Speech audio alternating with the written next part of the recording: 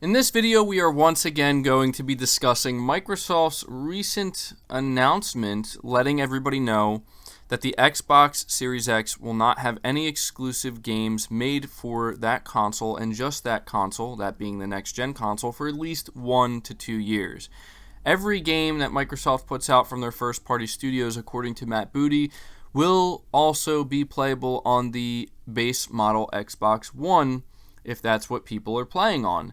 And he did say 1 to 2 years, so we are talking about 1 year after the launch of the Xbox Series X, which would mean all the way up until holiday 2021. But if they actually stick by that 2-year thing, which I don't think they will, but just in case they do, you're talking all the way up to holiday 2022, which is absolutely insane. And there has been a lot of blowback with this recent announcement, I guess, which I want to point out to people that Microsoft didn't have to do this. I think in their minds, they thought they were doing a great thing by being super ultra transparent and saying like, hey, we're just going to tell you this a year before our console launches so that we, and maybe that is a good thing so people don't feel duped, right? They don't feel like they've been misled.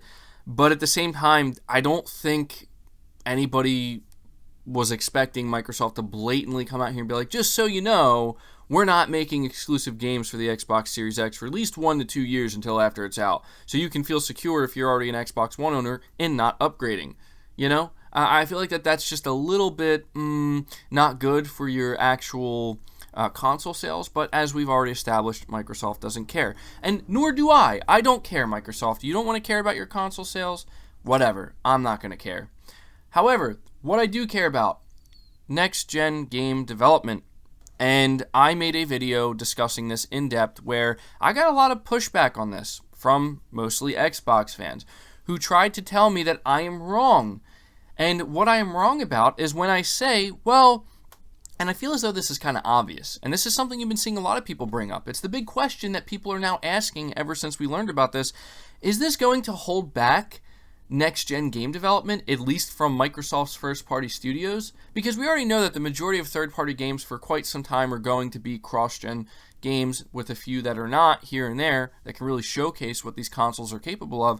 But at the very least, many people were expecting at least a few games from Microsoft Studios, either at the launch or within the first year of the launch of the Xbox Series X, to really showcase what this next-gen console is truly capable of, because all we've been hearing is how powerful it is, how much of a monster it is, all of these amazing specs that are going to be in it, and then we hear something like this. Yeah, it really deflates you a little bit when you realize that this could potentially mean games are essentially just going to be better looking and better running, which is always a great thing, but is that really worth paying another $500 for, especially if you're somebody who already paid that for the Xbox One X?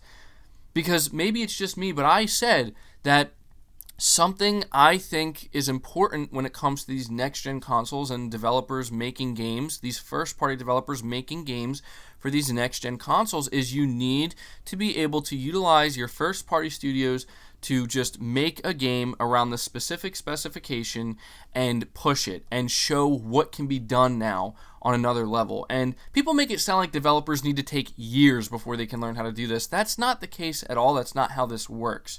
You know, it does take them time to, learn what they can do and how far they can push it, yes, but you already see how excited developers are about these new consoles and what they can do with a much better CPU. And I say CPU specifically because it turns out that according to Digital Foundry, or at least somebody who works at Digital Foundry, John Linneman, who knows what he's talking about, he is a professional, he makes his living knowing this stuff and understanding this stuff. And believe me, when I tell you he knows a lot more than the average person, or even I'd say a person who's well versed in this. This is his life. This is what he does, right? He actually had a few things to say about this, and it turns out it backs up pretty much everything I had to say about why I think this is a big mistake on Microsoft's part, why I think this is certainly going to hold back game development, and a big part of it has to do with the Jaguar CPU cores that are in the older consoles. It is going to be the biggest bottleneck that developers encounter, and because of that, it's going to hold back games in a massive way and potentially even change some of the design decisions, major design decisions. on that these developers make when they consider making their games for the next gen. Well, as we know, every studio under Microsoft is going to be apparently mandated with this. This is now a mandate. At least that's how Matt Booty made it seem, where it's like, look, if you're a first-party studio under Microsoft, you better make sure, for at least if your game's coming out in 2021 or 2022, you better make sure this game can run on the base model Xbox One that came out back in 2013. That still has that terrible CPU in it. Better make sure.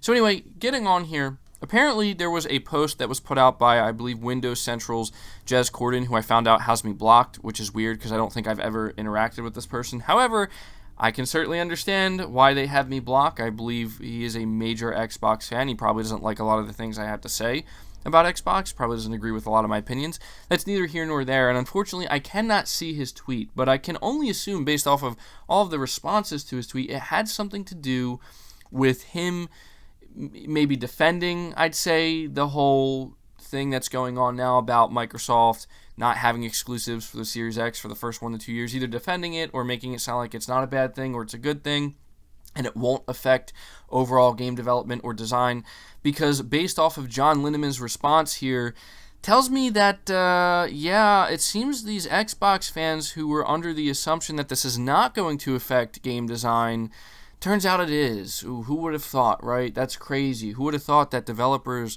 having to create games for not only the big, powerful next-gen console, while also having to keep in mind that super not powerful console, that came out back in 2013. Who would have thought that would actually stagnate game development or potentially get in the way of progression? I know, crazy, right? Anyway, he says, I'm not fully on board with this myself. The extremely underpowered CPUs in last-gen consoles can have ramifications on design. More importantly, games that did appear on Xbox 360 and Xbox One required separate teams with their own budgets. Titanfall on Xbox 360 was a huge undertaking, for instance. He goes on to say, what Microsoft is proposing here is removed from that. The game would need to be fully scalable, and that means certain design decisions will need to be made that take older hardware into account. There won't necessarily be a separate port studio doing it this time. Now, that is incredibly important to highlight, because what he's saying is that the approach that developers, or most developers had, or studios and publishers had last generation, was two separate teams. Because the hardware is so different, we still want to get games out on the 360 and PS3, so we're going to have a different team entirely work on it. And for anybody who can remember, by the way, when these games came out on the Xbox 360 and PS3, most of them were absolute garbage. Like, you can tell this was like a no-name studio or a very up-and-coming studio that was very inexperienced porting these games. Or maybe it's not even the studio's fault. I mean, when you're trying to port a game that's being designed with next gen in mind, the amount of cutbacks you have to make to make it run on the older hardware. See, this is where when he says certain design decisions will need to be made to take into account the older hardware. This is why I said yesterday it's not just about resolution. It's not just about graphics. It's not just about frame rate bumps.